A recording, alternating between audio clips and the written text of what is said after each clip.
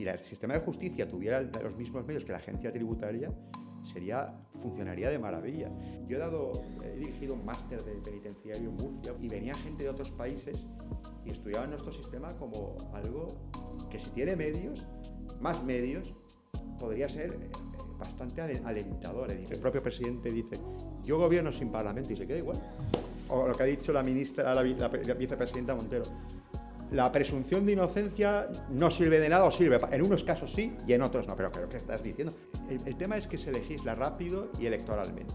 El Código Penal es algo serio, cohesionado, tiene una dogmática, es técnico, es científico, y no pueden meterse delitos así al tuntún, porque tiene que haber, por ejemplo, proporción entre las penas, la gravedad de los delitos. Nos relacionamos con normas sociales, que pueden ser jurídicas o no. Eso es del derecho.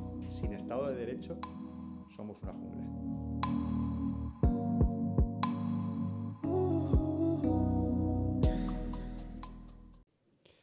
Muy buenas, ¿qué tal? ¿Cómo estáis? Bienvenidos a una nueva entrega de Mindcast. Hoy tenemos un episodio muy especial porque yo creo que hemos tocado la rama de los emprendedores, la rama empresarial, la rama de económicas, la rama ciencias también, pero hasta la fecha no habíamos tocado la rama más legal, ¿no? La rama política. Entonces, hoy tenemos un invitado con una formación multidisciplinar que creo que nos va a aterrizar los temas de la actualidad.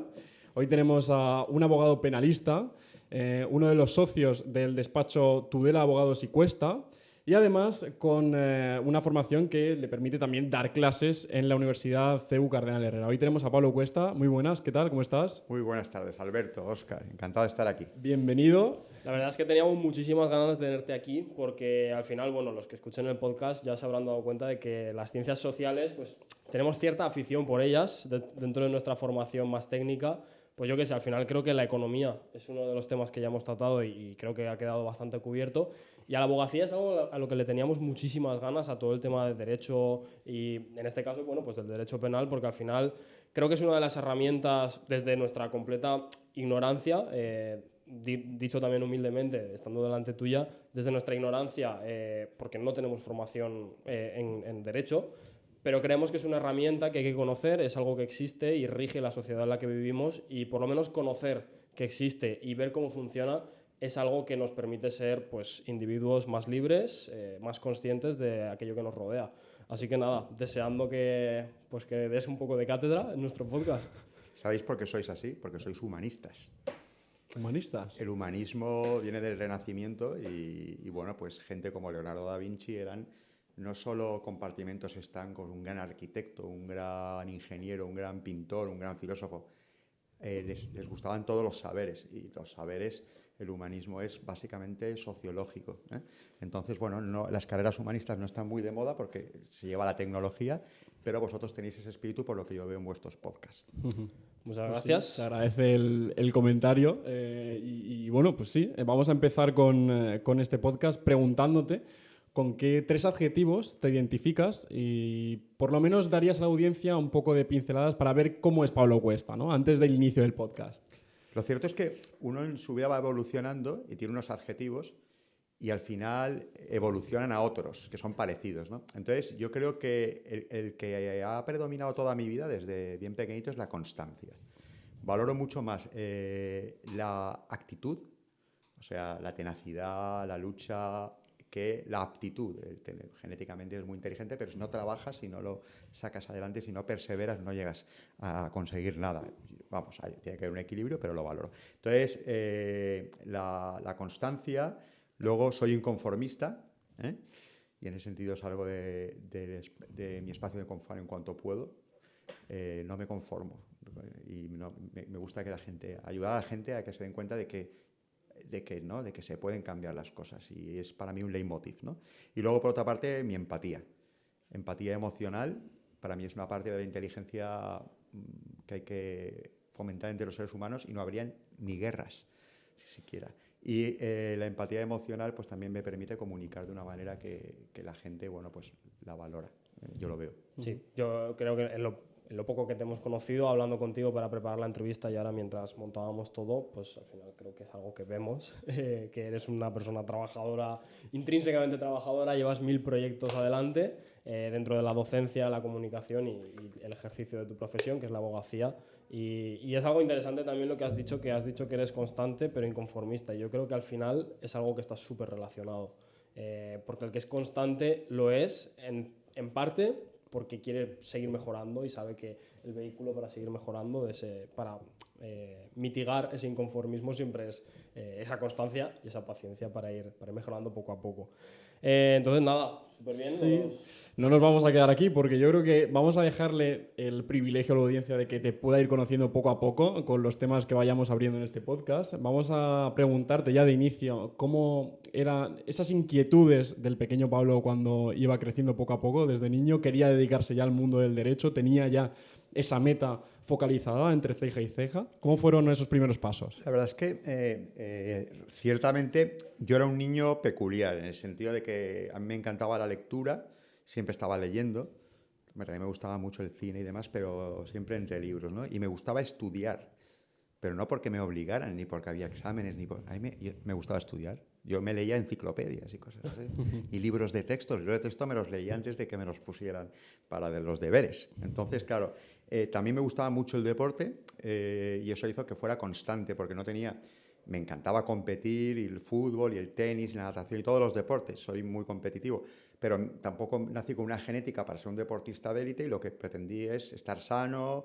y eso me ayudó también a aprender a ganar, a perder. Mis padres me ayudaban, me potenciaban que me apuntara, que estudiara clases de tenis, de judo, yo hacía running a los 10 años, cuando en los años 80 un niño gordito, yo estaba gordito, a los 10 años por la carretera corriendo, te miraban como diciendo, este tío está loco. O yo nadaba y hacía largos con 10 años porque sabía que era una manera de desarrollar mi cuerpo de una forma armónica. Por tanto, era un niño muy, muy en ese sentido profundo y constante, ¿no? Entonces, en cuanto a la vocación de la abogacía, bueno, pues a mí me encantaba el cine y me encantaban las letras, las asignaturas de letras, ¿no? Historia, filosofía, literatura, comentario de texto, lengua. Me di cuenta de que también mi parte pragmática y emprendedora me hizo ver que de las carreras de letras la que más salida tenía era derecho. Y luego me encantaban los juicios, la oratoria, la confrontación de ideas. Soy un mediador nato. Me gusta que la gente pueda hablar, el pluralismo político, que se hable de todo, hasta de fútbol y de un penalti y de política. Hoy en día casi no se puede hablar porque todos son extremismos, y eso es antidemocrático para mí, es fatal para el ser humano, ¿no? Que durante la historia se ha matado hasta por religión, guerras religiosas, hasta hace 2 siglos, y vamos, estamos en un momento donde también la tensión internacional es terrible, ¿no? Entonces, bueno, pues me gustaba el mundo de las ideas. Y bueno, pues dentro de eso, al final el derecho, tú estudias derecho y estudias filosofía. De hecho, mi tesis doctoral tiene una parte de filosofía y de constitucional, aunque la hice en el Departamento de Derecho Penal de la Universidad de Valencia.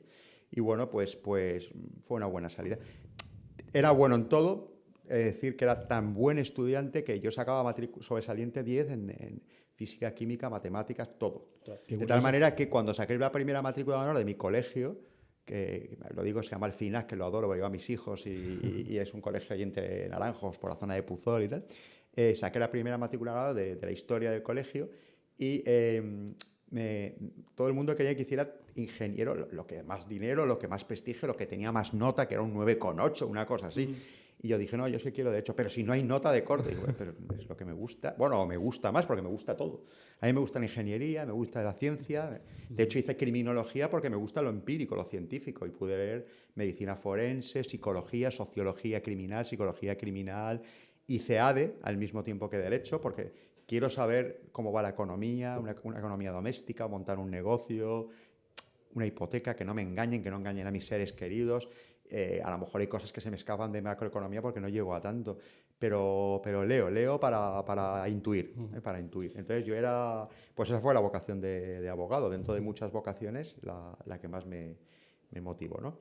Creo que, no sé si he hablado mucho, No, pero sí que fui un buen estudiante, que era una de las cosas que lógicamente debía abordar porque era ejemplar. Y también porque además mis padres tuvieron problemas económicos en mi infancia, desde los 14 a los 24, y yo quería demostrar mi valía, tener un buen trabajo el día de mañana, quería tener becas para que no tuvieran que pagar mis padres en las mejores universidades, y bueno, y además era muy competitivo. Tengo el gen competitivo, tío, bueno, me da un poco de vergüenza, pero cuando era pequeño, si perdía el ajedrez tiraba las piezas. O a lo que no ganaba ya no volvía a jugar. De tal manera que al final dije, ¿en qué voy a jugar? En los estudios, que era donde, Es una bueno, siempre tenía competición más. algún competidor de mucha calidad y en la Claro. universidad, que eso me motivaba, ¿no? Claro, claro. O No, sea no. que... Pues, Oscar, yo creo que estamos ante toda una enciclopedia, ¿no? Sí, sí, la verdad Ante que- toda una biblia, muchos libros de distintos temas y yo creo que va a salir una entrevista espectacular porque al final yo creo que una persona muy leída, el otro día escuché, no sé quién fue en la radio, que leyendo libros de los años 80 o los años 90 estaba encontrando respuestas de aquellas preguntas que se hacía hoy en día. Es decir, te permitía ver la lectura cómo podías focalizar lo que estaba pasando en el contexto político, en el contexto panorama actual, ¿no?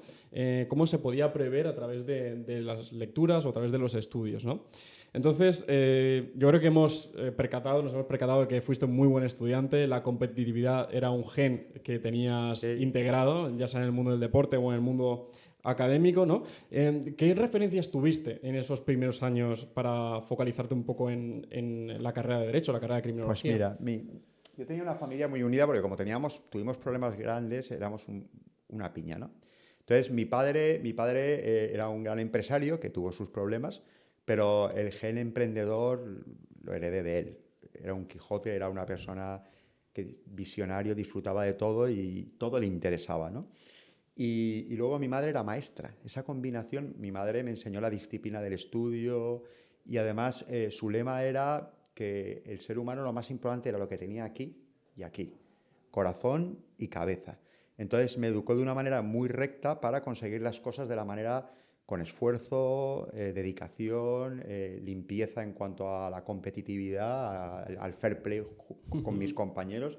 Y bueno, la persona que más me ha marcado fue mi madre, pese a que mi padre era una persona digna bueno, pues que también te motivaba mucho, ¿no? Pero con mi madre tenía todavía más trato y ella, por ejemplo, vi mucho cine con ella, me encanta la lectura, pero también si tengo que escoger, bueno, música, lectura y cine, pero todos los clásicos, yo soy una enciclopedia de cine. Entonces, creo que es un arte del que se aprende mucho y que, bueno, pues desde el siglo XX, ahora en el siglo XXI está cambiándose un poco más la imagen, está triunfando sobre el guión y a mí eso me da pena porque para mí me aburre más, pero bueno, también es interesante y se hacen cosas muy chulas, ¿no? Entonces esos fueron mis referentes. Luego en el mundo ya del saber, el mundo de la universidad, yo ya os he dicho que hice varias carreras al mismo tiempo, pero cuando ya me tuve que escoger un trabajo y demás, una oposición, meterme en un despacho corporativo que me llamaban para entrevistas, para tal,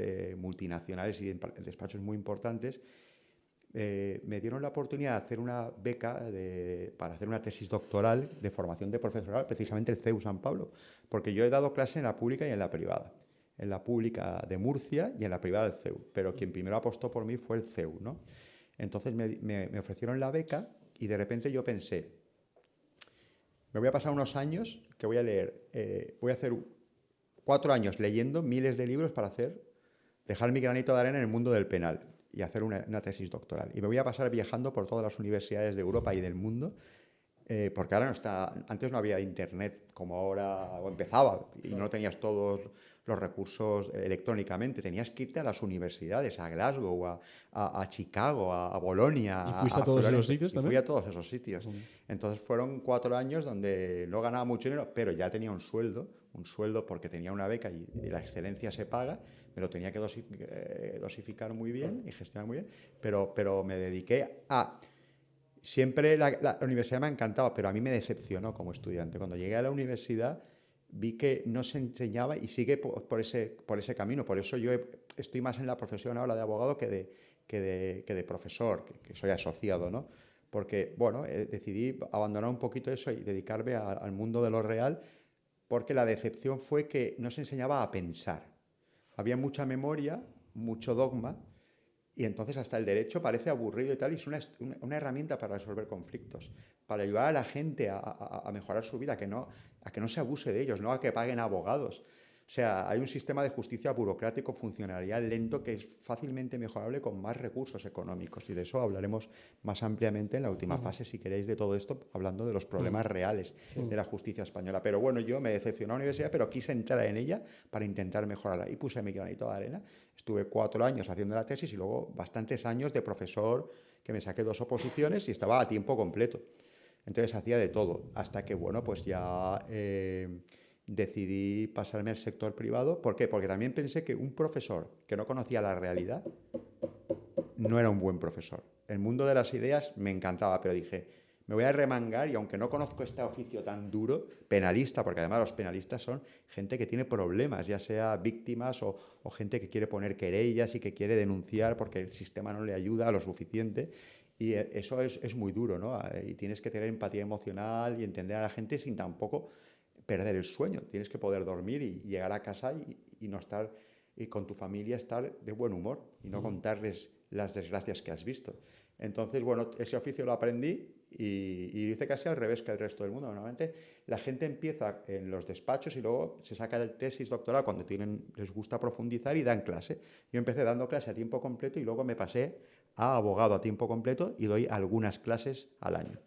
Y eso fue un poco Dentro de la universidad, bueno, mis referentes son mi director, mi catedrático director de tesis, Jaime Miguel Peris Riera, que es en estos momentos uno de los más importantes con su edad y los temas que ha tratado. La Escuela de Murcia es una de las más potentes, junto con la Andalucía, de España.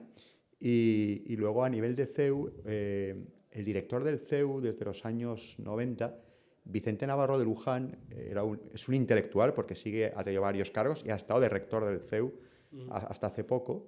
Está más mayor, porque todos nos hacemos mayores y ahora tiene otro cargo, pero fue el que creó los estudios de periodismo. Él era abogado, pero se dedicó al periodismo y no fue doctor hasta muy tarde, pero era un amante del periodismo y de la cultura en general, porque sé que del periodismo también me preguntaréis, porque es el cuarto poder y tiene un valor importantísimo en las democracias y en la libertad. Y tampoco estamos en el mejor momento del periodismo. Pero bueno, que no estemos en el mejor momento de nada, tiene una virtualidad. Y es que podemos mejorar. Efectivamente. Sí, botella medio llena. Sobre todo has tocado un tema del periodismo que a Óscar le gusta mucho, ¿no? Sí, yo me caliento un poco con ese tema. Ahora dejaremos que se caliente Pablo con ello, que seguramente sabrá más. Por sacar una reflexión de todo lo que has dicho, Pablo, creo que has hecho una lectura que es el denominador común de las lecturas que se han hecho de la universidad a lo largo de la historia de este podcast. Al final es un sistema que te ayuda a sentar unas bases, pero que necesitas una persona con un mínimo de espíritu crítico siempre necesita algo más, siempre necesitas esa curiosidad para ir formando un poco tu conocimiento más allá de lo que se rige al mero currículum de los estudios que curses.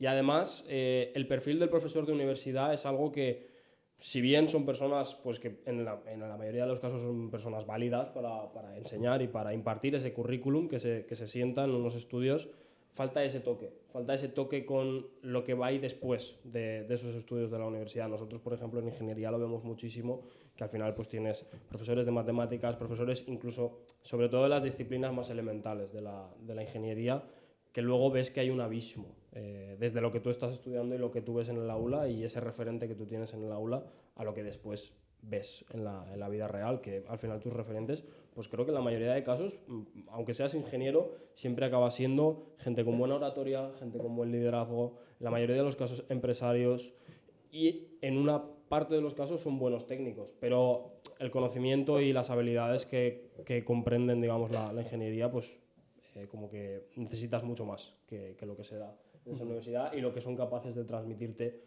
los profesores por esa incomunicación con el mundo laboral, que es lo que tú comentabas. Y además hay un detalle que te añado, porque como he estado dentro del sistema mucho tiempo, se valora mucho en los criterios de la Agencia Nacional de Acreditación para acceder a una plaza de titular, catedrático, porque tú eres doctor igual que un catedrático, ya seas profesor asociado, titular o catedrático. Lo demás es un escalafón administrativo, pero obviamente depende del número de méritos. Pero los méritos a veces son publicaciones absurdas, investigación o maravillosa, pero se valora poquísimo a la hora de los puntos tu capacidad docente. Hay profesores que saben muchísimo, pero comunican fatal y no transmiten a los alumnos y no motivan. Pero les da igual porque la universidad no prima eso. Y aunque las encuestas salgan fatal o suspendan a todo el mundo, eso hasta les da prestigio en ciertas universidades. Tradicionalmente, el que suspendía a todo el mundo era el mejor. Y yo decía, vamos a ver, tú lo que eres un mal profesor. O sea, quiero decir, y yo, yo me empeñaba, la mitad del tiempo dedicaba en pulir mis dotes de comunicación para ese alumno que no estaba enganchado a la asignatura. A mí no me preocupaba el que iba solo, que yo encantado y me parecía fantástico y sacaba su matrícula de honor y hacía preguntas interesantísimas, pero yo intentaba que todo el mundo participara, conocer a todo el mundo y a ese chaval que no estaba enganchado, averiguar el porqué e intentar que al menos la asignatura fuera agradable. Si en clase una persona no se divierte, no sirve de nada. No. Y si yo no me divierto, yo no soy profesor. Ese es mi lema. Sí, es algo que también se echa mucho de menos en la universidad porque al final también ves esas clases con 100, 100 y pico. No sé en el caso del CEU, a lo mejor sí es más limitada la ratio, pero sí. Se ve en el CEU, en la pública, según qué grupos, según qué profesores.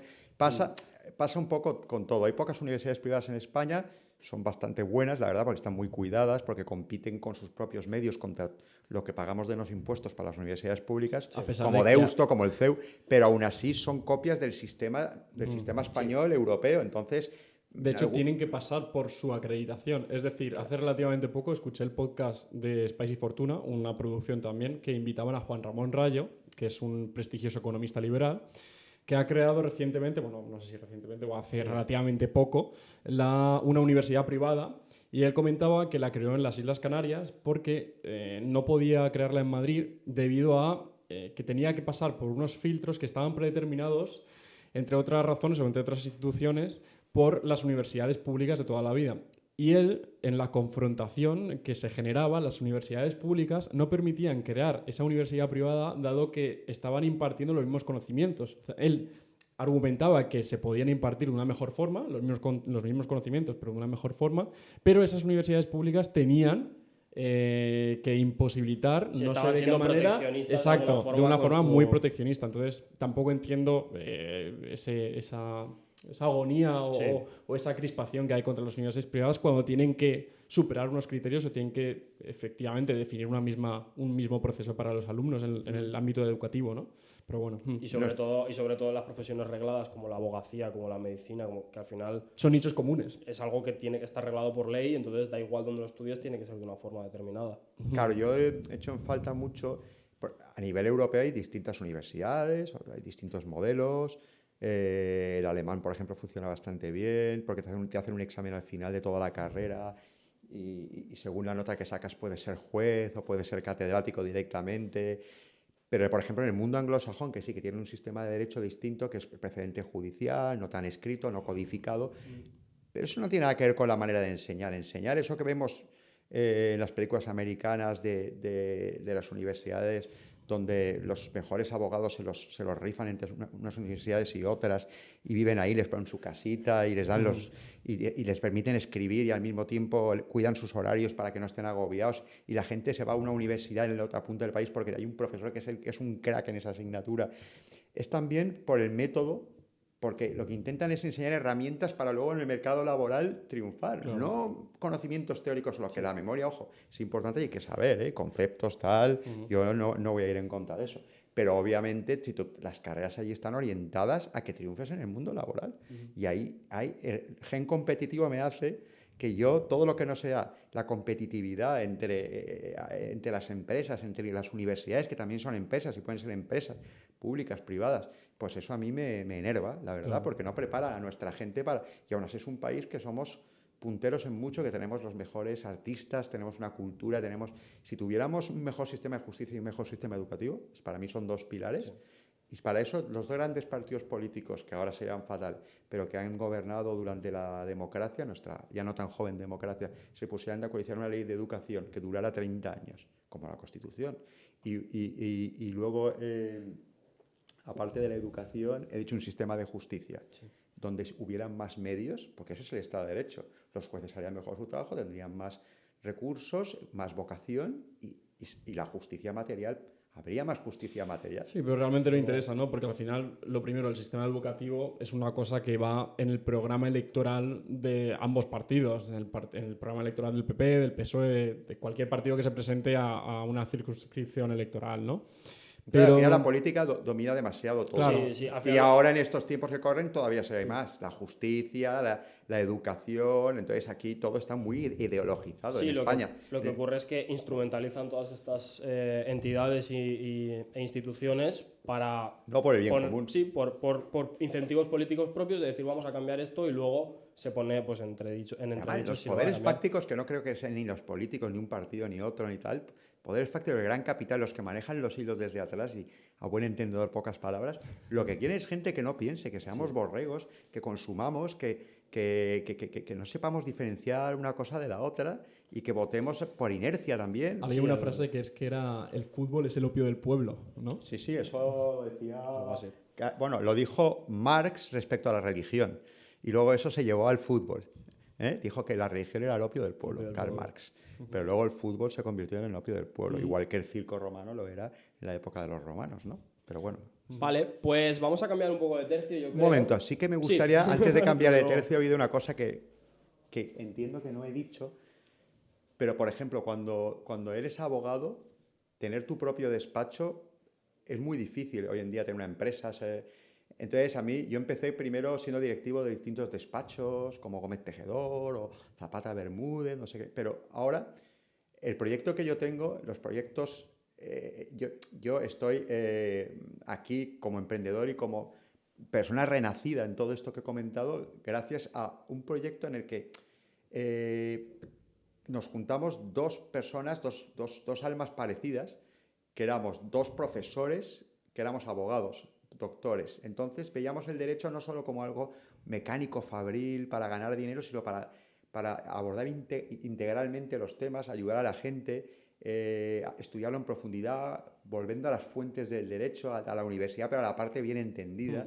O sea, os diferenciáis de una forma, desde un punto de vista académico, es decir, Claro, explotando lo que claro. habéis aprendido en las academias de la Claro, y universidad. tratando a la gente de otra manera porque tenemos otra formación. Entonces, tenemos, y nos hemos rodeado de un grupo de gente joven.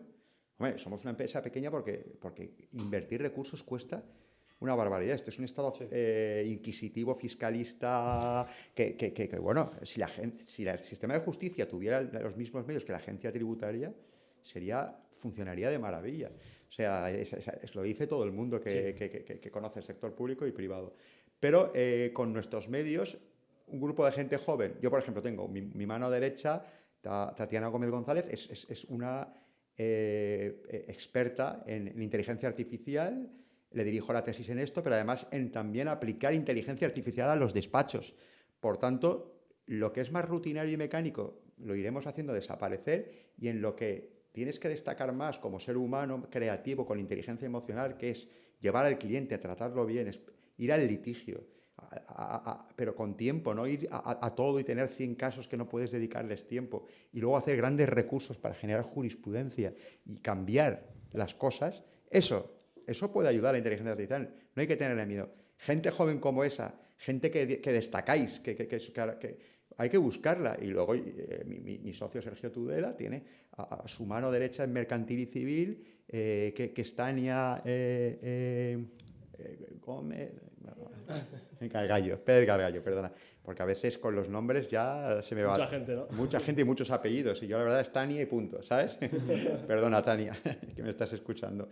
Y entonces, bueno, pues Tudela TAC Estudio Jurídico tiene nombre de eso, ¿sabes? No de Tudela cuesta abogados, en plan rancio, sino que Tudela abogados y cuesta estudio jurídico es algo interdisciplinar, integral, que intentamos ser modernos y ser emprendedores y utilizar las nuevas tecnologías y aplicar ese tiempo de más a la gente, ayudar al cliente a entender las cosas o no sufrir.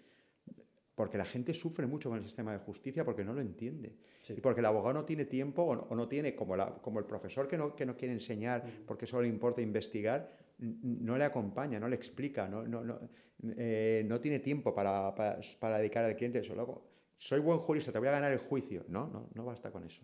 Porque a veces no puedes tampoco marcar la diferencia porque alguien es culpable. Lo que pasa es que lo que quieres es que no lo ejecuten en la plaza pública. Eso quiere decir que tenga una pena proporcionada, que sepa cuál es el error que ha cometido, que se reinserte, que se dé cuenta que tiene que pagar un precio con la sociedad, pero que la persona salga incluso reforzada de esa situación. Y para eso hay que tener unos conocimientos humanísticos y haber dado asignaturas tan variadas como derecho penitenciario, libertades públicas en ciencias de la información, politología, he dado yo también clase de criminología, todas las asignaturas de derecho penal económico, victimología para que la víctima no haya victimización secundaria, en el sentido de que no sufra más de lo que ha sufrido en la agresión por un sistema inhumano, burocrático, que no le explica las cosas. Y no quiero darme más autobombo, pero en realidad todo eso es lo que forma parte de poder dar ese servicio. Si además podemos tener una tecnología eficiente que nos permita utilizar nuestros rasgos humanos, eres como un artista que pinta un cuadro, puedes ser un abogado y puedes ser un artista, porque haces arte, pero no pierdes el tiempo en cosas mecánicas. Sí. Y eso no significa que se vayan a perder puestos de trabajo, sino que la gente que vale para una cosa hará una cosa y la gente que vale para otra hará otra. Y ya está. Sí, no, la verdad es que, o sea, me has cortado antes, pero Perdona, me viene... No, pero que me viene... Es que dentro de nuestra evolución me he acordado de que dentro de ser abogado es muy importante elegir tus propios clientes, para mí. Aunque te puedan dar un sueldazo que tengas fijo total, vas en penal. Porque si no tienes química, si una persona no te parece buena persona aunque haya cometido un error, si no tal, que no te lo impongan. ¿Sabes? Es decir, esta persona, tú has cometido un error, pero yo voy a ir contigo hasta el final. Sí. Punto. Y lo que decía, que me venía muy bien que contases un poco toda esta trayectoria o toda tu visión sobre cómo ejerces el derecho y la abogacía, porque quería preguntarte un poco más, ya hemos hablado de la docencia y ahora quería preguntarte un poco más sobre cómo fueron esos inicios, cómo has ido construyendo toda esa visión tan estricta de cómo ves tú la abogacía y cómo crees que va a ir evolucionando con lo que comentabas de las tecnologías y la inteligencia artificial. ¿Cómo son esos inicios y qué consejos también le darías a las personas que quieren dedicarse a ello? Porque yo personalmente creo que la abogacía es una de las profesiones que más cuesta o más difícil tiene que ser empezar a ejercerla, porque al final es enfrentarte a autoridades, enfrentarte a un juez, enfrentarte a lo mejor a un fiscal, a otro abogado en la parte contraria, a víctimas, enfrentarte incluso a culpables o acusados. Te pones en unas situaciones de mucho estrés, de mucha complejidad y en la que realmente tu oratoria, tu forma de comunicar, de informar y de exponer la información es vital. Entonces, para eso, hombre, obviamente si llevas 10 años haciéndolo, imagino que pues, lo harás mucho mejor y será más fácil, pero claro, cuando empiezas de cero, ¿cuáles son las herramientas? ¿Cómo se empieza? Mira, primero tú tienes que tener unas cualidades. El derecho es muy vocacional. Es como ser médico, no puede ser médico cualquiera, o sacerdote, o militar, sí. Que es tradicionalmente.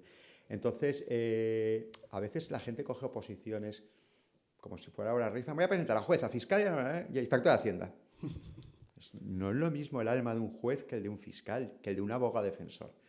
A mí me encantaría ser juez también alguna vez en la vida, no con nuestro sistema, no me gusta tanto.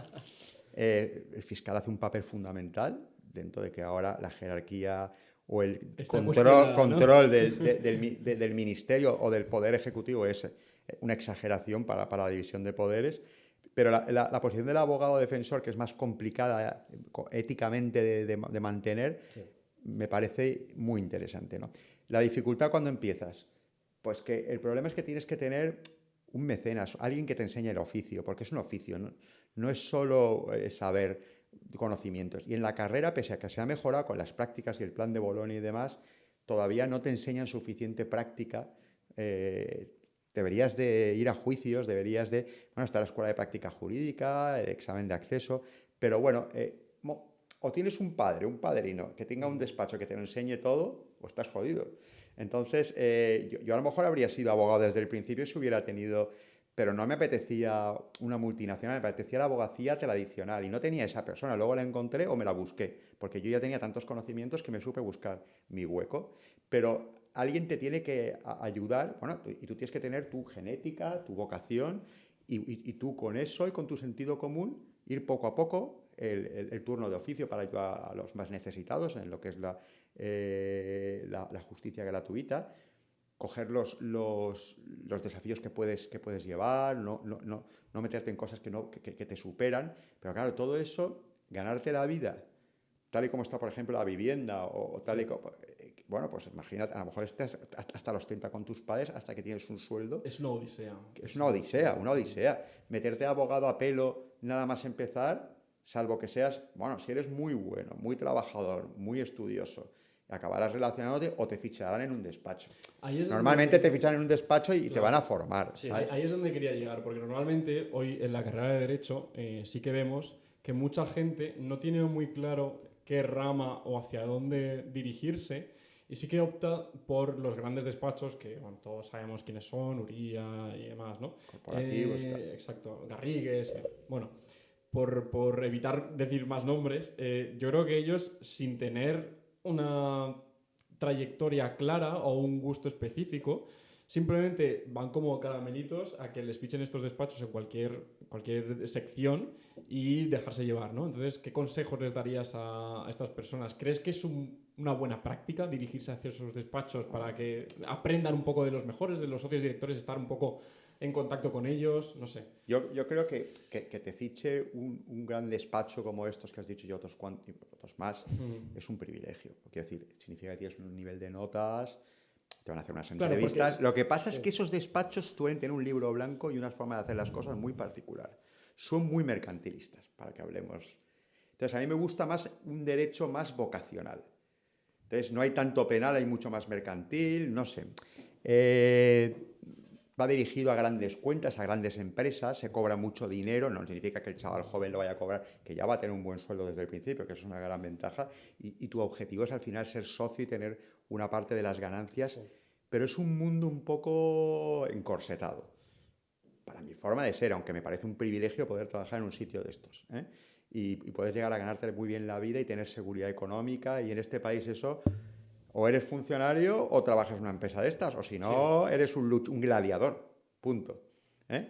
Entonces, que somos el resto, gladiadores. Los emprendedores. Los emprendedores somos gladiadores y los autónomos, eso que dice el anuncio este tan gracioso, un autónomo es el único que puede mirar un eclipse solar sin una radiografía, o es el único que no se puede poner enfermo en todo el año y es capaz de no sé qué, que es muy gracioso, como diciendo que es una raza superior, ¿no? Sí. Bien, porque no podemos hacer otra cosa, tenemos que levantarnos aunque tengamos 40 de fiebre e ir ahí a darlo todo. Describe una realidad que estamos viendo en este país. Y encima los impuestos te crujen como si fueras un privilegiado, o sea que es increíble. Totalmente. Introduciendo un poco, ya creo que hemos definido toda tu trayectoria y creo que también, respondiendo a la pregunta de Óscar, has dado expertise y consejos a estas nuevas generaciones que intentan asomarse a la rama profesional del mundo de derecho. Yo quiero introducir un poco el tema de consejos y el tema más tertuliano, ¿no? El tema de tertulia. Podemos empezar con la pregunta de cómo crees que percibe la sociedad española hoy el mundo jurídico, aunque has dado, si bien es cierto, algunas pinceladas, pero ¿cómo crees que la percibe actualmente, ¿no? El sistema jurídico? Bueno, estamos en un momento duro, clave. Entonces, creo que la sociedad española percibe muy mal todo lo público, los políticos, el mundo jurídico, porque está muy mezclado los casos penales y de corrupción con la política. Las instituciones, se ha perdido mucho respeto por las instituciones porque lo están haciendo muy mal los políticos que gobiernan desde hace muchos años. Entonces, claro, se devalúa algo que es tan importante o que es una institución tan relevante y emblemática como el Tribunal Supremo o la Fiscalía General del Estado o la monarquía o el Poder Ejecutivo o cualquier cosa que en una democracia como la nuestra, que nos ha costado sangre, sudor y lágrimas después de una guerra civil y una transición donde todos se pusieron de acuerdo al margen de haberse matado unos años antes, hablar y estar en una cámara, en un parlamento que ahora no existe, porque el propio presidente dice, yo gobierno sin parlamento, y se queda igual.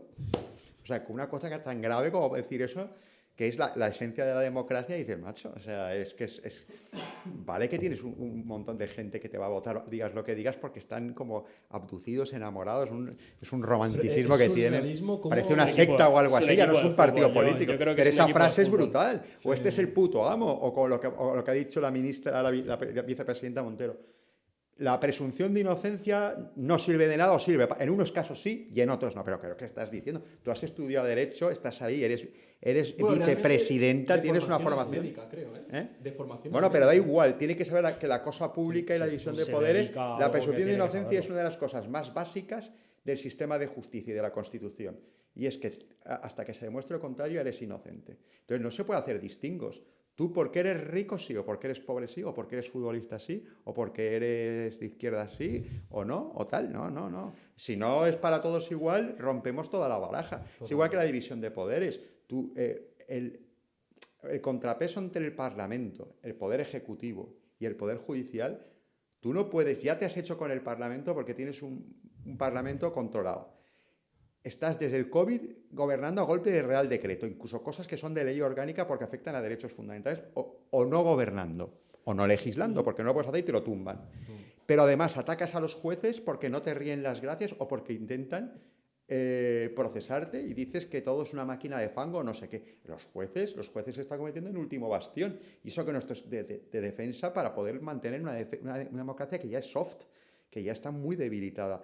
Pero es que encima es jueces que yo no puedo criticarlos porque son mis compañeros y además me van a crujir luego en un juicio. Pero vamos, que dentro de los medios que tienen y el sistema de justicia que hay, hacen lo que pueden. Y encima ellos tienen que defender al Estado y defendernos a todos del poder ejecutivo. Menos mal que está ahí Europa, ¿no? Que se están metiendo recursos ante el Tribunal Europeo de Justicia, desde la amnistía a todo lo demás. Y el Tribunal Constitucional, que nunca ha sido independiente del todo, pues es una instancia un poco peculiar, no puede cargarse las sentencias del Tribunal Supremo o los autos del Tribunal Supremo, que es el órgano, el tribunal superior, el máximo tribunal, el de más jerarquía, y decidir en un caso de corrupción política o de lo que sea. El Tribunal Constitucional se encarga de temas de derechos fundamentales. Punto. Sí. Punto y pelota. Es surrealista también cómo... Entonces la percepción es horrible de la ciudadanía y con razón, por lo de ir a la pregunta, y es normal.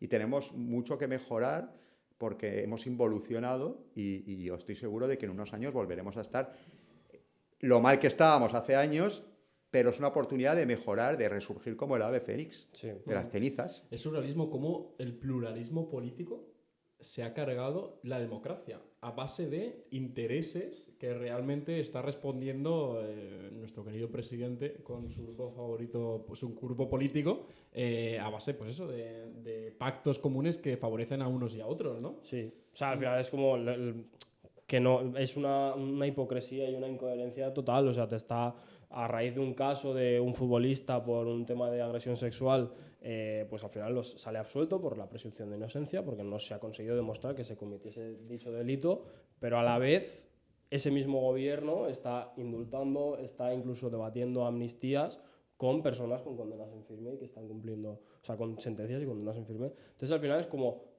o sea, si aplica... Es día a día aplica surrealismo y paradoja. Es el relato político prevalece por encima de todo. La ideología y la política prevalece por encima de todo, del código penal, del bien común, del interés general, de la democracia, y cada día algo más surrealista, más irracional, dentro de lo que es un mundo que debería estar reglado y basado en la seguridad jurídica y dar seguridad a la gente. Porque aún así se va a producir fallos, porque somos humanos, y hay otros ámbitos donde es todo más informal, pero el ámbito formal, por definición, es el derecho, la democracia y las instituciones. Tú no puedes convertir aquello en un tebeo, en una historieta, en un cómic del Lobezno y Deadpool, por poner un ejemplo, ¿sabes? No es un cachondeo, tiene que ser una cosa seria. Y además en eso creo que hay lo que hablabas del cuarto poder, hay los medios de comunicación creo que ejercen un papel fundamental en esta problemática que tú dices, porque al final hay casos judiciales que se instrumentalizan a nivel político. Hay casos que interesa sacar a relucir y decir, mira lo que ha pasado, qué mal estamos como sociedad. Y eso es gracias a la herramienta política que suponen los medios de comunicación, en el sentido de pues, que hay medios afines que viven a sueldo y financiados principalmente por el Estado, y al final se convierten en una herramienta comunicativa que tiene el Estado y tiene el gobierno. Entonces por eso también al final ocurre este tipo de cosas que no tienen ningún sentido. Estás por un lado amnistiando personas o no sé si se indultaron, se amnistiaron, no quiero meter la pata, pero los medios de comunicación, pues no pasa nada, es un pacto político y esto son cosas que hay que hacer en pos de la democracia y de reconstruir el país, pero luego en otro caso absuelven a una persona que no se ha conseguido demostrar que cometiese un delito, que es algo que ocurre tú lo verás día sí, día también, pero como interesa contar esa historia y decir que estás indignado a nivel político por eso, también lo cuentas. Entonces, al final, quiero que también nos des un poco tu lectura, que yo, pues, y tú también, desde nuestra ignorancia, ya lo vemos, pero imagino que tú tendrás una visión bastante más profunda de esta situación tan deplorable, de ese relato político que se extrae de absolutamente todo lo que ocurre. Yo siempre he sido muy crítico con los medios de comunicación en el sentido de que para mí son muy importantes y muy trascendentes para la democracia y para la libertad de expresión. Entonces, siempre he pensado que tenían que vender, pero hace 30 años ya. Euforia o depresión y que las cosas normales no venden. Por ejemplo, si un juez se equivoca es noticia, pero si hay 100 que lo hacen bien, nadie dice nada. Entonces, los medios de comunicación en la democracia, y no solo en España, en otros países, se han basado en el dinero muchas veces y en la venta y en vender noticias escritas, radio, ahora redes, internet, pero en los últimos años ha ido a peor, muy a peor. Ya hace 10 o 15 años, cuando empezaron las grandes corporaciones mediáticas, que ya no eran periódicos o tal, sino grandes, Sí. todavía el dinero mandaba más. Pero últimamente, en esta lucha que estamos viendo de que la democracia se está yendo al garete, podríamos decir, que se está debilitando y no hay división de poderes, digamos que los medios de comunicación afines al poder, desde hace ya alguna década, siempre el poder ha tenido muchos más medios afines que los que no eran afines, pero últimamente quedan muy pocos que se enfrenten al poder ejecutivo. Y tienen mucho valor.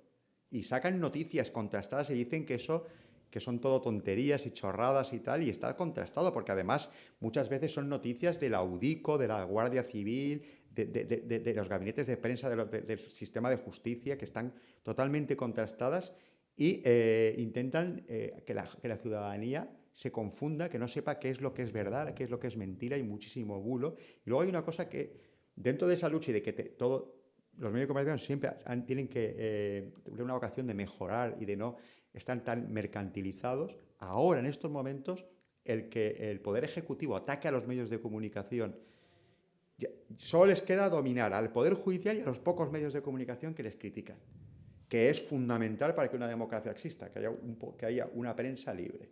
Sí. Y estamos, o sea, que yo conecto lo que tú has dicho y tu resquemor respecto a los medios de comunicación con una situación actual que ha empeorado, ha involucionado en 4 o 5 años, pero muchísimo. Sí. Durísimo. O sea, ahora hay que defender a los medios de comunicación que quedan, pero que los que quedan, que no son absolutamente serviles al poder ejecutivo, serviles totalmente. O sea, ahora hay un 90% serviles y un 10% que hacen una labor quijotesca y heroica. Probablemente lo único que no consideran o no tienen en cuenta en su rama de extensión, en su rama de control, son las redes sociales. Que es curioso cómo las critican, desargumentándolas o desacreditando esa información que cualquier usuario puede meterse libremente, y evidentemente, claro que les aparecerá bulos o noticias que no son verdad, que carecen de sentido, pero muchas veces sí que tienen ese poder informativo. Y es curioso cómo las intentan achacar, encerrar y encorsetar, porque realmente no tienen el control. Hay una opinión libre, una prensa libre. Cualquier usuario puede meterse a opinar libremente de cualquier tema que sea, pues, algo controvertido, ¿no? Y también es curioso porque ellos mismos la utilizan para fomentar propaganda electoralista y propaganda política, para ganar votos y ganar interacciones en sus perfiles, ¿no? Pero bueno, aterrizando un poco estos conceptos en nuestro día a día, cosas que puedan ilustrar a nuestra audiencia, cosas que han hecho francamente bien, ¿no? Como la ley del solo sí es sí. Quiero que nos comentes un poco más sobre ese pequeño, no sé cómo definirlo, ese pequeño tropiezo que tuvieron, ¿no?, a nuestros queridos políticos. Es curioso también porque normalmente los políticos sí que se tendrían que leer por lo menos las leyes que van a legislar, ¿no?, o las leyes que van a acreditar a través del Congreso de los Diputados, la Cámara Baja, y la Cámara Alta también, el Senado. Pero ¿qué pasó ahí? ¿No se la leyeron correctamente? ¿Se les olvidó una coma? No sé, coméntanos un Sí, poco. también da un poco de contexto de en qué consiste exactamente Exacto. la ley para Sí, que lo temas desconozca un poco. penales puntuales, los que queráis, y además, como es mi especialidad, puedo ir cortito y al pie y tocar los puntos más. Pero antes de ir a eso, en algo más genérico como es las redes sociales, y conectando con lo que tú estabas diciendo, me queda con las ganas de decir de que hay mucha censura, Sí. que las redes sociales pueden tener una gran virtualidad para democratizar la información, para que no ocurra lo que estábamos hablando de ese mercantilismo y ese control de los grandes grupos. O sea, que tienen un gran valor, las redes sociales pueden tener un gran valor.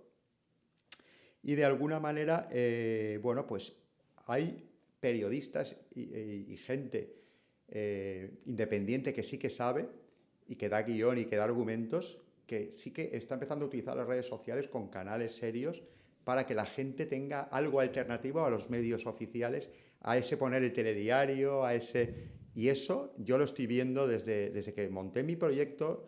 Yo monté también un canal que es el derecho para todos, porque quería que el derecho fuera para Universal. ayudar, para que nadie tuviera abusos y pudieran defenderse. Y bueno, y se puede dar un contrapunto para que la gente, y hay mucha gente que ya no ve los telediarios y que sigue a ciertas personas porque saben que hay una línea de coherencia y que se utiliza el sentido común. Entonces eso es muy interesante. Respecto al tema, por ejemplo, temas puntuales de esperpentos jurídicos que no sabes de dónde han salido, como la ley del sí es sí, el tema es que se legisla rápido y electoralmente, Sí. para votos. El Código Penal es algo serio, cohesionado, tiene una dogmática, es técnico, es científico y no pueden meterse delitos así al tuntún, porque tiene que haber, por ejemplo, proporción entre las penas, la gravedad de los delitos, tiene que haber una coherencia. Entonces, la ley del sí es sí es una buena idea en el sentido. Todo lo que sea proteger a la mujer después de milenios de machismo y demás, es una ley de reforma de los delitos sexuales, evidentemente. Entonces, la idea es que si tú tienes una relación con una persona, un chico y una chica, un chico y un chico, una chica y una chica, dentro de la afectividad, cuando alguien quiere parar, pues que diga, oye, que ya no tengo más ganas de... Hasta aquí, que no es no. Y oye, y si nos hemos dado unos besitos y ahora tú estás ya como una moto, pues te aguantas, ¿sabes? Vale. Pero luego hay comisiones legislativas y tú tienes que armonizar eso, ponerlo, cambiarle el nombre si quieres y que desaparezca el abuso y todo sea agresión sexual, ver las penas, y lo que no puedes hacer es tan rápido y tan mal que tú no veas las horquillas, que es lo que ha pasado. Normalmente los delitos en abstracto tienen una horquilla, por ejemplo, una violación, que es una cosa más grave, entre 10 y 15 años. Un abuso, que es un tocamiento, o lo que era antes un abuso, un tocamiento pues entre 5 y 10, ¿vale? Si tú en los delitos más graves tocas la horquilla, pones una horquilla donde la pena inferior en vez de ser 10 es 8, muchos violadores de repente lo van a ver y van a querer revisar su condena y salen 2 años antes. Bueno, aparte del follón que se monta a nivel del sistema judicial, que lo bloqueas, a los fiscales los bloqueas, el sistema penitenciario lo bloqueas, y se pasó todo el sistema 1 año y medio bloqueado por este error. Y luego, sin embargo, los más light, o dentro de estos delitos que siempre son graves, que hemos dicho de 3 a 6 años, y la horquilla inferior le pones 4. Entonces estás potenciando al violador que es un violador o un bestia. claro, un depredador frente a alguien que simplemente un día se le ha ido la mano. Eso es por velocidad, por no estudiar bien las cosas y por hacerlo electoralmente y rápidamente, sin un consenso, sin diálogo, sin maduración, porque a lo mejor en el Parlamento, como ley orgánica, hay que estar varios años trabajando hasta ya sacar una ley totalmente armonizada con el derecho civil con tal y que no afecte. Pero claro, si tú lo que quieres es votos rápidos, puedes hacer cualquier cambio en el Código Penal, ¿sabes? Como la violencia de género, que puede estar legislada de una manera o de otra, y luego es muy grave, porque es una estafa, porque tú le haces creer a la gente que está protegida, porque hay Código Penal y esta violencia de género está protegida. Hay todo tipo de medidas. Desde el año 2004 que se creó la Ley Integral de Medidas, y luego ves que falla y la gente está desprotegida porque los medios no se han utilizado bien. Porque es mucho más importante medios procesales, policiales o educacionales, estructurales a medio o largo plazo, educar a la gente en el amor, en el sexo, en las relaciones sexuales, en tal, que cambiar el Código Penal, que no cuesta dinero. Pero es que al final los políticos siempre miran a corto plazo, y los de ahora más que nunca. Porque claro, siempre buscan el poder, y siempre van a mirar un poco más al corto plazo que al largo plazo. Pero no al cortoplacismo total, y pasando totalmente del bien común y del interés. Sí, o sea, ellos siempre van a intentar solucionar el problema que puedan solucionar en menos de 4 años. Que Claro, es el tiempo que van a tardar en siempre ha volver a sido ir a así, elecciones, pero claro. ahora es exagerado. Demasiado. Es que exagerado porque puedes deformar el Código Penal y dejar y dejar al sistema de justicia hecho un grunyo. Claro, por unos votos, Pero por unos votillos, Sí, sí. ya sabemos, por 7 escañetes. Sí. Por 7 escañetes. ¿Y por qué cuando ocurre esto, cuando se da este tropiezo que comentábamos antes, enseguida para subsanar el error, en lugar de disculparse, hacer una rueda de prensa o algo para depurar un poco su imagen, enseguida se intenta desacreditar al sistema judicial? Continúan con porque el relato. realmente ellos son, exacto, que están continuando con el relato y el sistema judicial, en este caso los jueces, simplemente están aplicando la reforma legislativa que ellos mismos han instaurado, ¿no? Antes de continuar, si os parece, por aterrizar un poco los conceptos que has ido soltando, o sea, aquí hay dos cosas. Uno es lo primero que te estabas comentando, que al final cuando se reduce esa horquilla o se modifica esa horquilla, corregirme si me equivoco, pero hay como un principio constitucional que dice que siempre se aplica como el caso más favorable al que está cumpliendo pena. El principio de retroactividad favorable del reo, sí. Y luego, por otro lado, está el tema de la proporcionalidad, que es un principio básico en el Código Penal, que rige la relación entre todos los ataques y los delitos. Ataques a bienes jurídicos de más o menos gravedad, y dentro de cada capítulo tiene que haber una proporción entre lo más grave y lo menos grave, y una proporción dentro de todo el Código Penal entre... No es lo mismo atacar la vida que atacar el patrimonio, aunque sean derechos fundamentales de la Constitución. Y ya está. Al final es sentido común. Que el castigo sea proporcional a la gravedad Claro. Sentido común. Y no intentar favorecer a unos u a otros. Ya estamos. Cuando la política se mete en eso, en el Código Penal, es absolutamente esperpéntico y además muy grave, de una falta de escrúpulos, porque todos los políticos, ya te digo, es una profesión que es ganar, ganar y ganar, como decía Luis Aragonés, pero con una proporción en cuanto entre ganar y el interés común, y el interés general, y el bipartidismo, y saber cuál es tu ciclo, y saber irte cuando tienes que irte, y cuando la has cagado, reconocerlo, y echar la culpa a los jueces. Claro, se está atacando a los jueces constantemente, pero ya porque se quiere eliminar el poder judicial como poder alternativo, que es lo que pasa en los totalitarismos, en los países bananeros, en las repúblicas bananeras, lo primero que se hace es dominar a los jueces, ya lo tienes todo. Y España, si no fuera porque es Europa, es una república bananera en estos momentos. Lo digo tal cual. Sí. Hay una cosa muy curiosa, y es que, aprovechando también un cambio de tema, el caso Sancho. El caso Sancho, ocurrió en Tailandia, que el derecho de Tailandia está basado totalmente en un derecho monárquico, es decir, un derecho que viene del rey, no es un derecho romano como nosotros tenemos como base, como modelo, ¿no? Entonces son diferentes penas, diferentes métodos y diferentes modelos. Digo esto también para un poco introducir el siguiente bloque del que vamos a hablar, la prisión permanente revisable, ¿no? Y como, por ejemplo, allí sí que tienen diferentes procedimientos o diferentes parámetros para legislar o para aplicar una sentencia.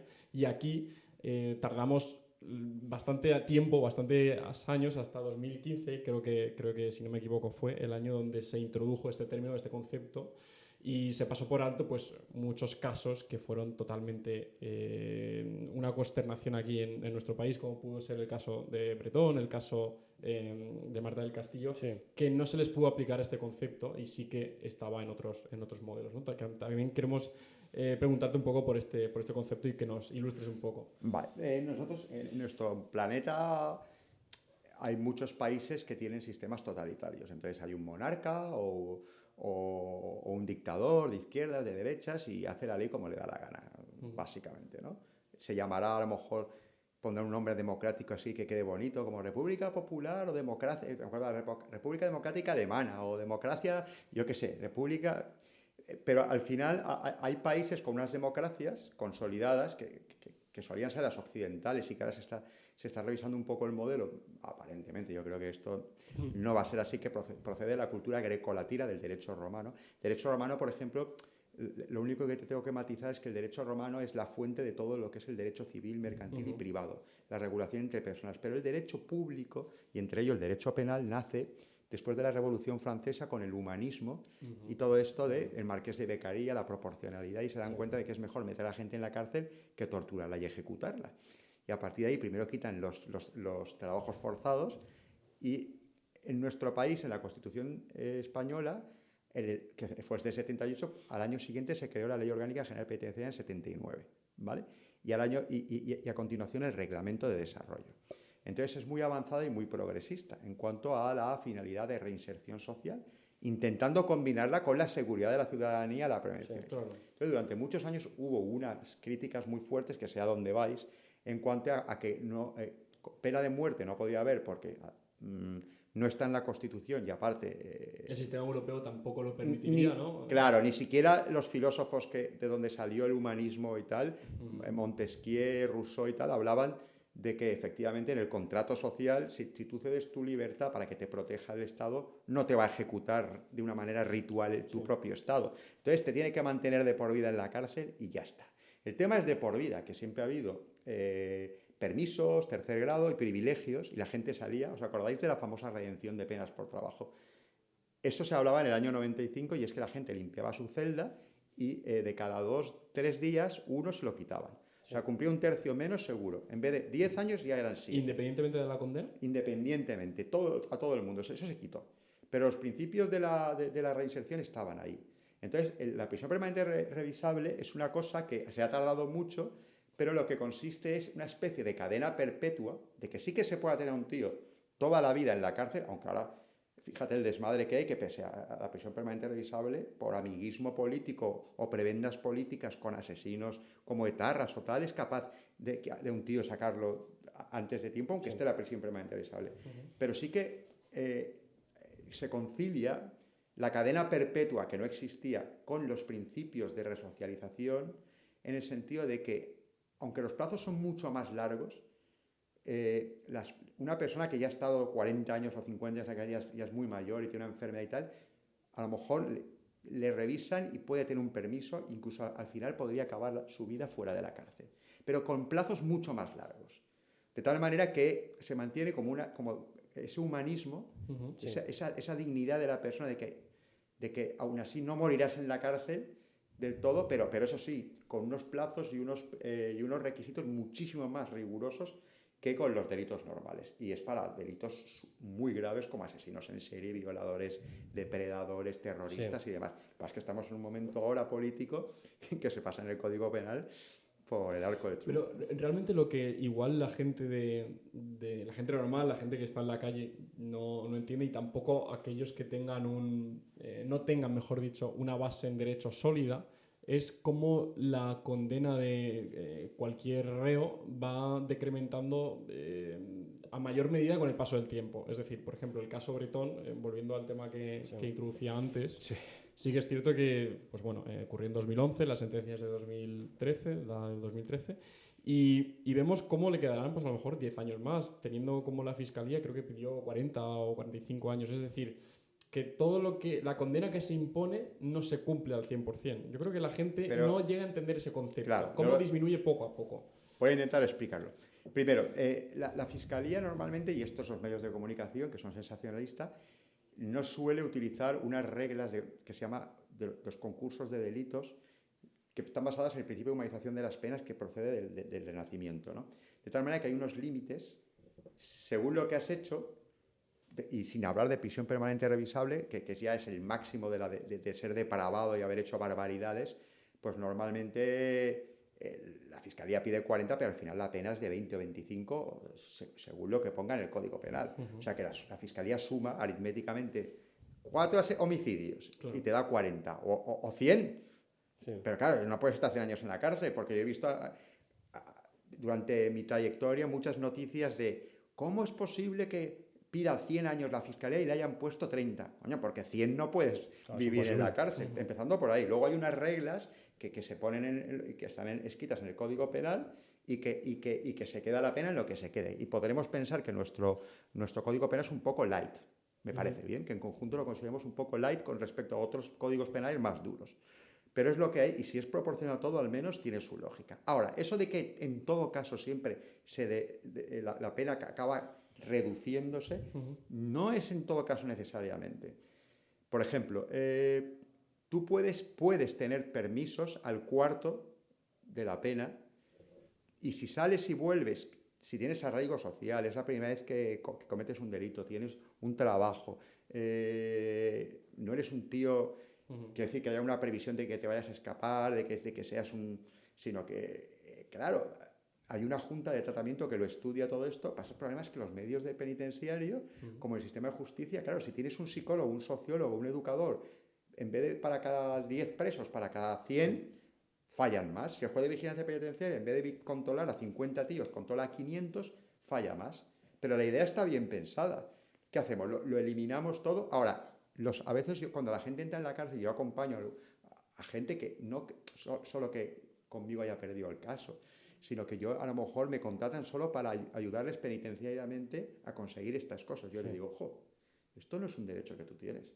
No te creas que lo vas a conseguir porque sí.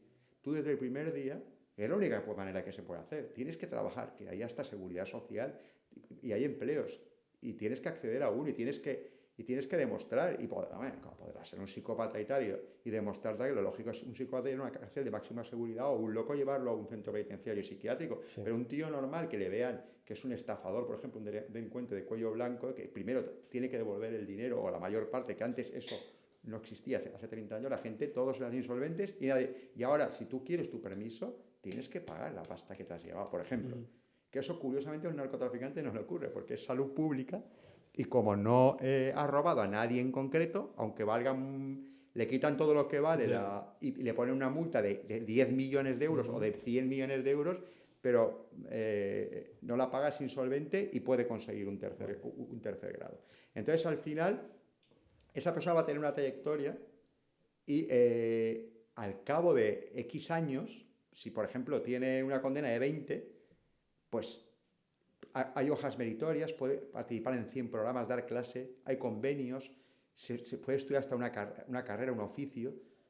Bueno, que puede haber una gran parte de paripé, que en realidad gente rehabilitada hay un 20%, pero es un sistema que defiende la dignidad humana. O sea, yo soy bastante crítico con el derecho penal español porque es blando, pero estos principios, yo he dirigido un máster de penitenciario en Murcia, por ejemplo, es una de las cosas que he hecho, y venía gente de otros países y estudiaban nuestro sistema como algo que si tiene más medios, podría ser bastante alentador, edificante. O sea, dices que a lo mejor ese 20% de gente que ha logrado una reinserción satisfactoria puede aumentar. Claro, yo creo en ello. Conozco muchos funcionarios de prisiones que son vocacionales.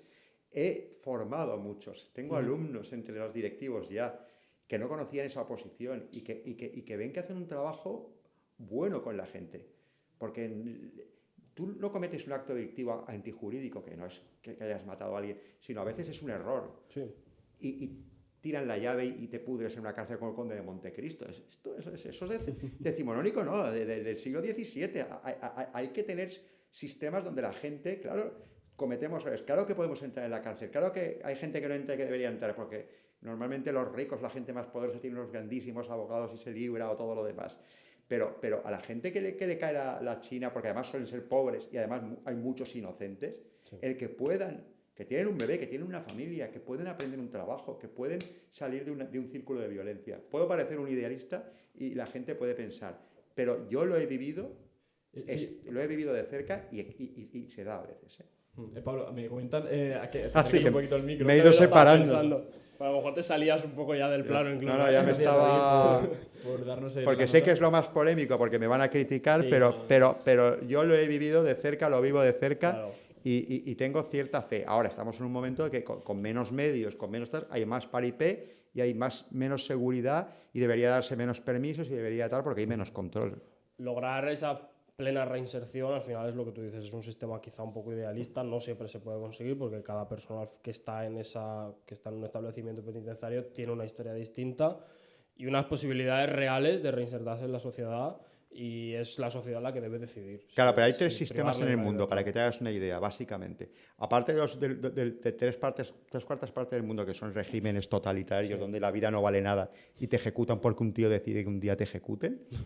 Tenemos dentro de los países desarrollados, que somos una cuarta parte, el sistema norteamericano de cárcel de máxima seguridad, donde si la haces, la cagas y tal, y tiran la llave. Y, Sí.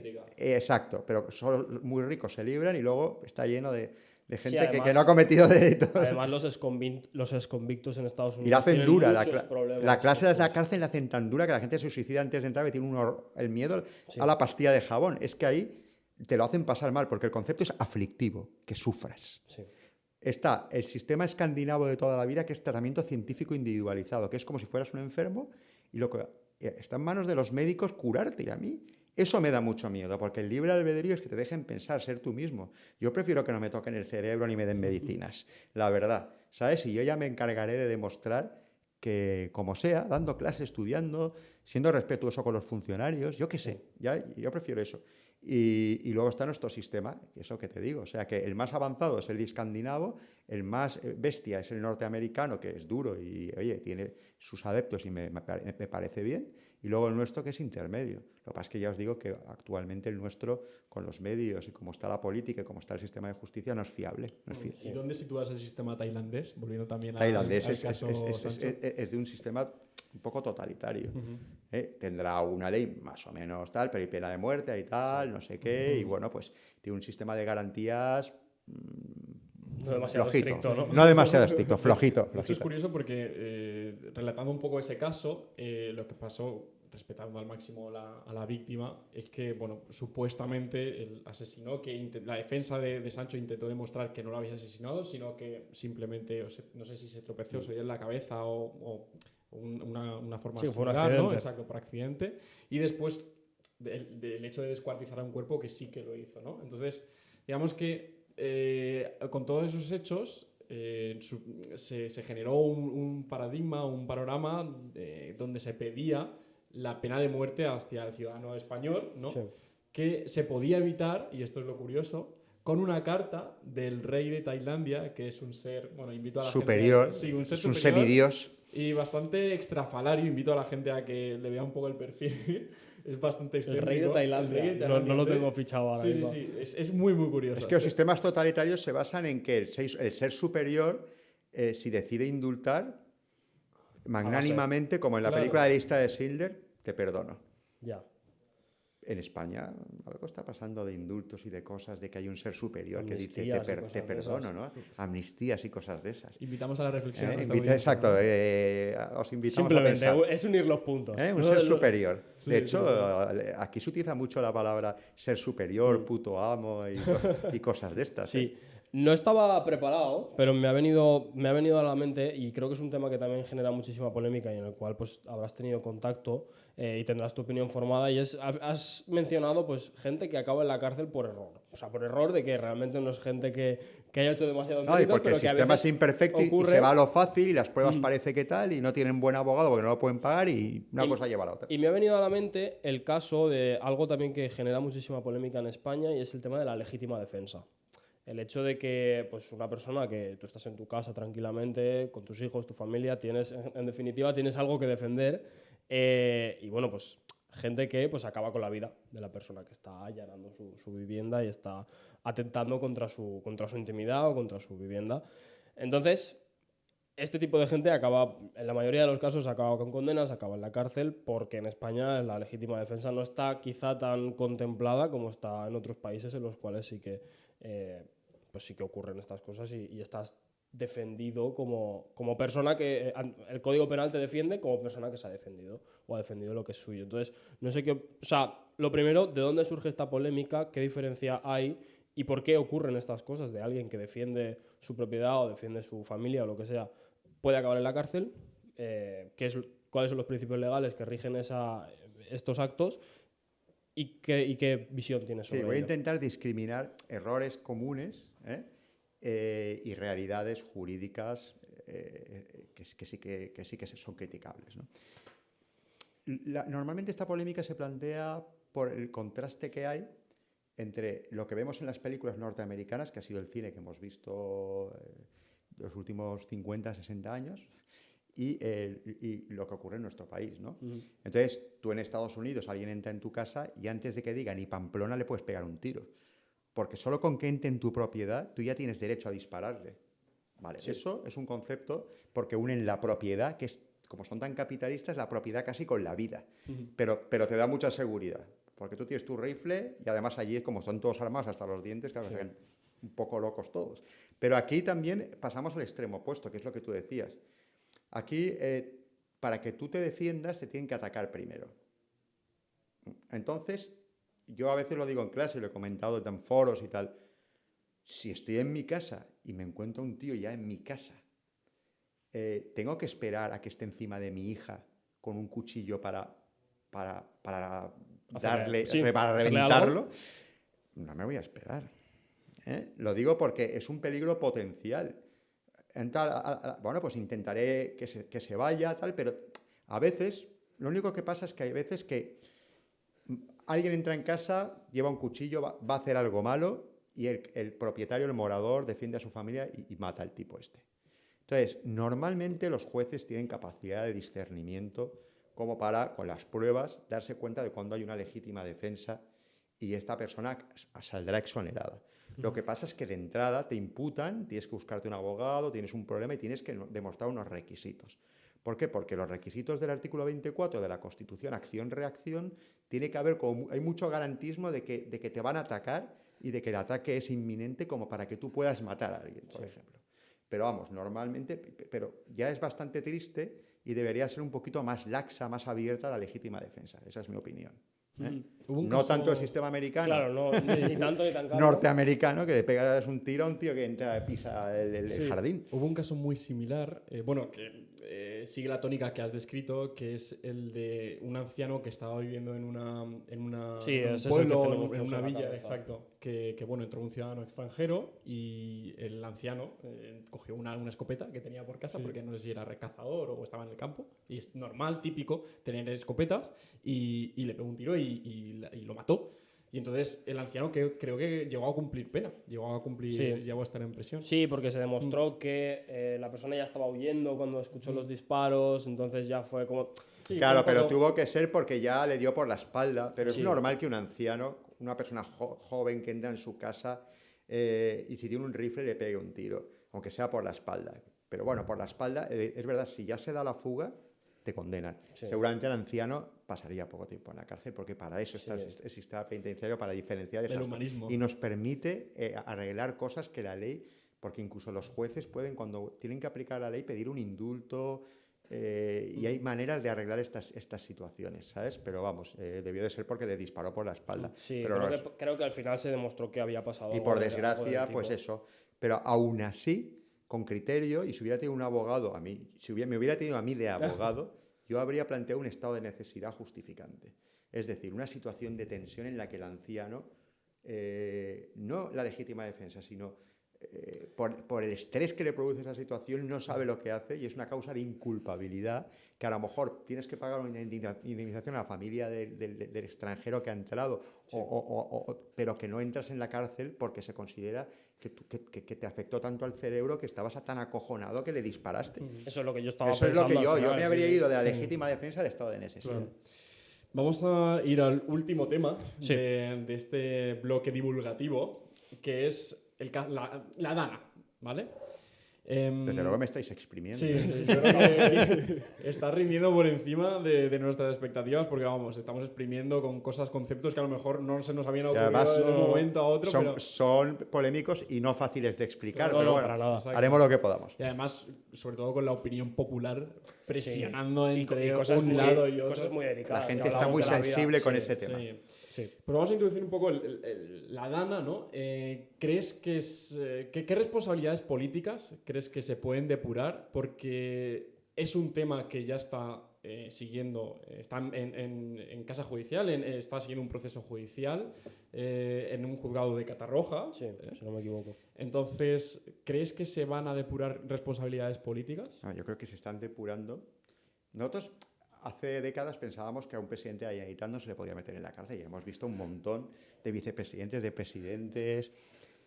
Yo cuando empezó este tema dije, algún día, ya sea por esto o por la gestión del COVID o por lo que sea, homicidio por imprudencia grave, por comisión por omisión, que es una figura en derecho penal, que es cuando tú eres el garante, tutelas una situación y no haces lo que debes, has dejado de hacer cosas, no es como si mataras tú. O sea, al constituir un delito. Claro, entonces podría haber condenas de homicidio en el caso de la Dana. Ahora, el tema de la Dana es un tema complejo. Desde mi punto de vista, lo que yo conozco, porque hasta que no conoces los autos, tu opinión tienes que llevar cuidado, porque eres un jurista serio y riguroso, no puedes decir las cosas. Sí. Ahora, sí que se sabe que el principal problema que hay que corregir y que se va a encontrar la jueza es el tema de la coordinación de las distintas administraciones públicas, lo que sabían, lo que se pasaron de información aposta o no, dolosamente o no, ¿sabes? Porque se puede pensar todo lo mal que se quiera. Entonces, por ejemplo, yo aquí lo que desde luego veo que es un tema tan grave que todo el mundo debería dimitir. Sí. Pero bueno, en este país ahora no dimite nadie. Entonces, claro, hacerle dimitir a un tío que tenga ganas de dimitir antes de intentar arreglar el tema, cuando otro, que es también X, llamémosle, no dimite ni para atrás y encima no te mandó lo que te tenía que mandar, o hablemos de la Confederación Hidrográfica del Júcar. O sea, a mí el papel de la Generalitat me pareció patético y todo lo que puedan hacer para ayudar y para enmendarse, espectacular. Pero convertirlo en esto en algo para conseguir que los de antes vuelvan a gobernar cuando todavía no está depurado judicialmente, y que claro que puede haber condenas, sí. Pero ojo, es que el tema se dio además una serie de componentes de tipo climatológico tan peculiares, esos 6.000 litros de agua en 2 horas en una zona tan poblada.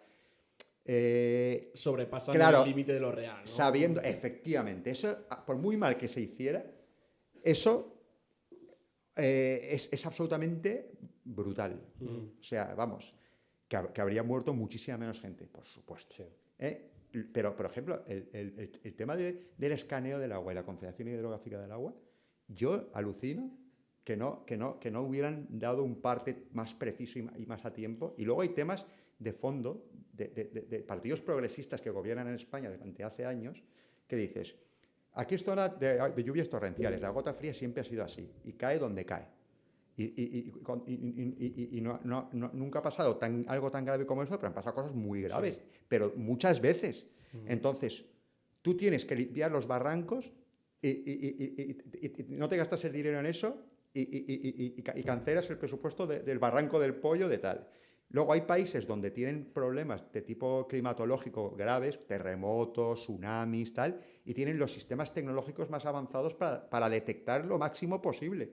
Entonces, sabiendo que parece que hay cambio climático o que está un poco lo de siempre agravándose, hay que estar preparado. No quiero imaginar la carnicería política que podría suceder en caso de un acontecimiento de mayor magnitud como un terremoto. Claro, por eso, debemos aprender de eso. Y a mí me parece patético, triste y estoy desolado de que, habiendo pasado lo del COVID y habiéndose visto la falta de coordinación entre las administraciones públicas en este país de las autonomías, haya pasado esto y haya ocurrido lo mismo o peor. Me parece patético, triste, grave, y no tengo palabras, es que me falta vocabulario. ¿Y hasta qué punto, volviendo al tema más judicial, puede una jueza de menor rango, porque al final es una, no sé si el término juez de lo penal, sí, juez de lo penal en un pueblo como Catarroja puede someter... Bueno, primero es juez de instrucción. En España hay dos, y eso es una garantía, 2 tipos de jueces. Primero el que lleva la instrucción y luego, para que haya más independencia, otro pone la pena. Entonces eso pasará a ser juzgado en juicio oral seguramente por la audiencia provincial. Vale. Claro, porque son penas de más de 5 años. ¿Vale? Entonces, el rango, bueno, puede ser un juzgado penal, puede ser la audiencia provincial, y luego estará el Tribunal Supremo al que se recurrirá, ¿no?, a lo mejor finalmente en segunda instancia. O sea, que al final una cosa tan grave y que afecta a vidas humanas y a responsables políticos de mucha categoría, al final los tribunales de más prestigio y más rigor son los que acabarán Por eso tenemos que tener tribunales y protegerlos y no que se quieren ir a su casa, porque yo si fuera juez yo estaría hasta las narices y me querría ir a casa. Y hay que proteger la independencia de los tribunales y el Constitucional y el Supremo y demás, porque puede haber cosas como esta. Pero con el panorama actual, que resulta desesperanzador, desde luego es difícil creer o asumir que pueden someter a varios poderes ejecutivos que tienen pues, muchísimo control en el panorama político actual, ¿no? Es decir, asumir responsabilidades o depurar responsabilidades de un presidente de la Generalitat o obligar a que acaten estas responsabilidades es bastante complejo, ¿no? Desde el punto de vista judicial. No, bueno, hemos visto que en temas de corrupción, al final han tenido que acatar condenas. Esto es un tema de vida humana y se ha producido por primera vez y, también en el COVID hubo cosas que yo creo que se podían haber salvado muchas vidas si no se hubieran hecho y nadie se ha atrevido a meterse o han sido archivadas. Y todavía hacen política de ello. Claro, pero el tema de la Dana esta es que en cuanto la política está por encima de la justicia, del derecho, de la ley, lo emponzoña todo, lo intoxica todo y entonces al final no veremos un resultado limpio. O sea, me atrevo a decir que la depuración de responsabilidades, que no podrán hacer bien los jueces su trabajo, porque la política lo enturbiará todo. Y eso es lo que hemos empezado con esta charla, que la política no puede dominar la justicia, no puede inundarlo todo, no puede. La democracia, las instituciones, cada cosa sirve para cada cosa. Y si no estamos protegidos, no hay seguridad jurídica. Y se pierde la fe en las instituciones, en la democracia y en todo. Y podríamos convertirnos en el Far West, la ley del más fuerte, del Wild West, y salir todos a la calle. El pueblo salva al pueblo. Esa frase tan bonita que nos dio ánimo a todo. Yo, desde el punto de vista de estudioso, dije, ¿y cuánto peligro tiene esa frase? Mala. Esa fuera de la Revolución Francesa.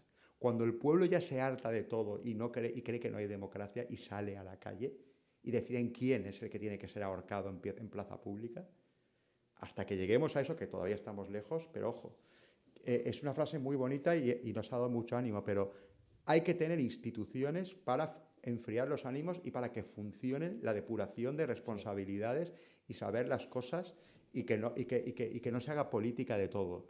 No, eso nos lleva al abismo. Nos lleva al salvajismo, nos lleva a un sistema, una involución y a un sistema mucho menos avanzado y mucho menos, primitivo. Sí, la ley del talión, acabaríamos con la ley del talión. Tú me sacas un ojo, yo te saco un ojo. Tú me matas, yo te mato. Tú me violas, yo te violo. Sí, hombre, claro. La ley del talión era el derecho penal de antes de los romanos. Pero esto durante milenios ha existido. Claro, y eso el señor ese que hemos dicho, que puede ser un semidios, puede decidir, pues te saco un ojo. Ya. Sí, no, al final el problema es que siempre la política se basa en la retórica, se basa en el relato, y entonces, claro, tú diferencias siempre ha sido así. Diferencias las dos labores que tiene esa jueza, estudiar un caso que tú, lo primero que has dicho es que es muy complejo, es que no es fácil decir aquí, pero claro, ¿qué hace un político?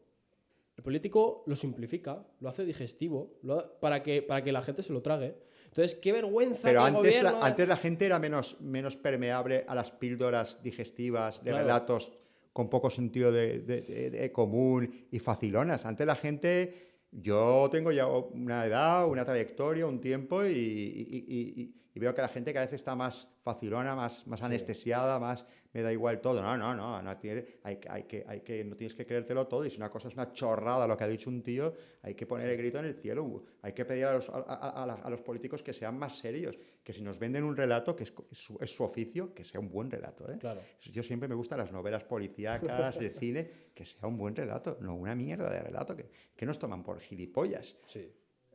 Es que nos estamos comportando como gilipollas al votarles. Claro, o sea, al final... O que según a quien vote cada uno. O sea... Sí. Pero la conclusión que yo saco de todo esto es que yo estoy seguro, pero segurísimo, de que en 2027, o bueno, las de aquí de la comunidad serán más tarde, creo, cuando empiecen a hacer campaña, empiecen a regalarnos los oídos con estos mensajes tan digestivos que tan bien nos sienta, iremos otra vez, nos llenaremos de ilusión otra vez. Que cada palo aguante su vela. Tú seguro que no lo harás, otros lo harán. Claro tú te preocupas, estás aquí, yo estoy aquí, en vez de estar en la playa tomándonos un daiquiri, ¿sabes? O una cervecita en la calle. Entonces, no será tan digestivo. Cuando te prometan una paguita, dirás, no, pan para hoy, hambre para mañana. Paguita de hoy, el día de mañana seré un pobre o mis hijos no tendrán trabajo. Es como el tercer mundo, 2 mensajes. ¿Qué es mejor? ¿Darles dinero o enseñarles darles el pez o enseñarles a usar la caña? Claro. Si es que siempre ha sido así y es de sentido común. Ahora, si la gente baja los estándares de tolerancia mínima de umbral ético que se llama en derecho penal y en criminología y le vale todo y se deja estar y dejan que se lo arreglen todo, es como lo del tema de Europa ya a nivel geopolítico y tal. Si dejas que te lo arreglen todo, Claro. yo ya en el tema de los Balcanes, cuando en nuestro patio trasero tuvieron que venir los americanos hombre, que ellos ponen también los cadáveres y luego, claro, sacan dinero, quieren petróleo y quieren tal. Si es un mundo egoísta el derecho internacional. La legítima defensa, por cierto, es diferente. El derecho internacional y se habla de ella como si fuera exactamente igual. Es que todo se junta, todo se mezcla. Al final es que la población general, eso, cuando vota, espera que todo se le dé por hecho. Porque al final es lo que te prometen los políticos, ¿no? Que te vamos a solucionar el problema. Claro, pero esa idea de todo derecho sin nada de obligaciones es muy actual, pero de sentido común y de una educación no tampoco autoritaria de Franco ni de nada, sino de sentido común, de trabajo, de que las cosas cuestan y lo bonito es las cosas difíciles. Tú tienes derechos y obligaciones. Educar en responsabilidad, en libertad, mi hija, con responsabilidad. ¿Sabes? Claro. Y ya está. Sí, No totalmente. autoritariamente, pero sabiendo que tus actos tienen consecuencias. Ahí radica el término libertad, ¿no? Efectivamente, con responsabilidad. Pues yo creo que ha quedado un podcast que es una invitación a la reflexión política, reflexión social, sobre de la vida lo que en general. estamos haciendo bastante mal hoy en día. Bastantes Así que, cosas. Bueno, yo por mi parte te agradezco mucho, Pablo. Bueno, es un placer el estar aquí, ¿no? interesantísimo y la oportunidad porque necesitamos estas oportunidades. Vosotros sois emprendedores y me permitís a poner mi granito de arena, porque en un aula le hablas a 25 personas, pero las redes, cuando un vídeo te lo ven 100.000 personas o un podcast, tiene otra dimensión. Podríamos hasta cambiar el sistema de la partitocracia tradicional y no precisamente con Alvise. Nunca se sabe. Pido disculpas a los que votan al vice, pero Ya quisiéramos que este se podcast puede llegase a 100.000 ser más personas. serio y tener un partido político por internet. Sí, la verdad es que las formas le pierden. Ya quisiéramos nosotros que este podcast llegase a 100.000 personas, no por intereses personales del podcast, al final nosotros crecemos de forma orgánica y es algo que no tenemos prisa, pero sé que, el efecto que puede causar esto en 100.000 personas es, yo creo que, puede marcar un antes y un después todas estas reflexiones que hemos planteado. Agitando las mentes de 100.000 personas. Entonces al final hay que agitar mentes, de eso es de lo que se trata este podcast, desde muchísimas perspectivas, muchísimas disciplinas y por eso, pues, lo que decíamos al principio del podcast, que teníamos muchísimas ganas de abordar el tema de la abogacía y del tema del derecho, porque al final es uno de los principios que rige la sociedad en la que vivimos y gracias a saber todas estas cosas nos hace ser más libres, ser más conscientes de qué cosas no funcionan y a qué peligros nos exponemos en la sociedad que estamos creando hoy en día. Entonces, yo creo que ha sido una perfecta ejecución de esa idea que nosotros teníamos de transmitir ese mensaje y te agradecemos muchísimo tu presencia en el podcast y haber sido esa persona que nos haga iniciarnos en este maravilloso mundo de las leyes. Alberto, yo último que quiero decir es eso, nos relacionamos con normas sociales, que pueden ser jurídicas o no, eso es del derecho. Sin Estado de Derecho, somos una jungla. Sí. Pues ahí queda. Lo dejamos ahí. Yo creo que no hay mejor frase para acabar este podcast. Esperamos que os haya gustado muchísimo. La verdad que nosotros hemos disfrutado muchísimo hablando con Pablo. Así que nada, nos podéis ver en nuestras redes sociales. Podéis ver los extractos y los clips cortos en YouTube, en YouTube Shorts, también en Instagram y en TikTok. Y los episodios completos pues los podéis escuchar como siempre en YouTube y en Spotify. Así que nada, una vez más, esperamos que os haya gustado y un saludo. Un saludo. Chao.